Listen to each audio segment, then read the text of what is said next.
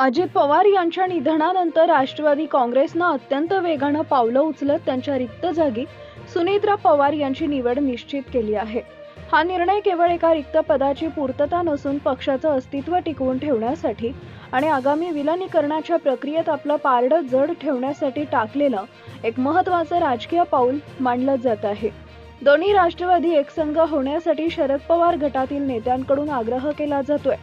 अजित पवारांच्या निधनानंतर एकत्रीकरण चर्चा मुद्दाम काही जण घडवू पाहत असल्यानं या चर्चांना पूर्णविराम देण्यासाठी घाईत सुनेत्रा पवार यांची निवड करण्याच्या हालचालीही सुरू आहेत। दुसरीकडे अजित पवार आणि शरद पवार या दोन्ही गटांच्या विलिनीकरणाच्या चर्चा सध्या अंतिम टप्प्यात आहेत अशी जोरदार चर्चा आहे। फेब्रुवारीच्या दुसऱ्या आठवड्यात याबाबत अधिकृत घोषणा होण्याची शक्यता आहे।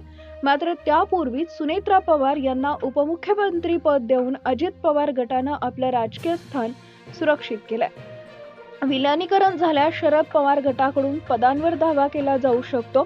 ते टाळण्यासाठी सुनेत्रा पवार यांना आधीच सत्तेत बसवून अजित पवार गटानं आपली बाजू भक्कम केली आहे। दादांच्या निधनानंतर आमदारांमध्ये फूट पडू नये यासाठी सुनेत्रा पवार यांच्या नावाला पसंती देण्यात आली आहे। अजित पवारांच्या निधनानंतर त्यांचे राजकीय वारसदार कोण असा प्रश्न उपस्थित होत होता। यावेळी अनेक नावं समोर येत होती। पवार कुटुंबातून तर काही पक्षातील मोठी नावं यामध्ये चर्चिली जात होती। मात्र या चर्चांना पूर्णविराम देत एक थेट मेसेज पक्षातील नेत्यांना कार्यकर्त्यांना देण्याची गरज होती। यामुळे सुनेत्रा पवार यांना उपमुख्यमंत्री पदावर बसवण्याची घाई केली असावी अशी शक्यता तज्ज्ञांकडून व्यक्त केली जात आहे। अजित पवार यांच्याकडे असलेले महत्त्वाचे अर्थ आणि नियोजन खाते सध्या मुख्यमंत्री देवेंद्र फडणवीस स्वतःकडे ठेवण्याची शक्यता आहे। आगामी अर्थसंकल्प देखील मुख्यमंत्री फडणवीस सादर करू शकतात।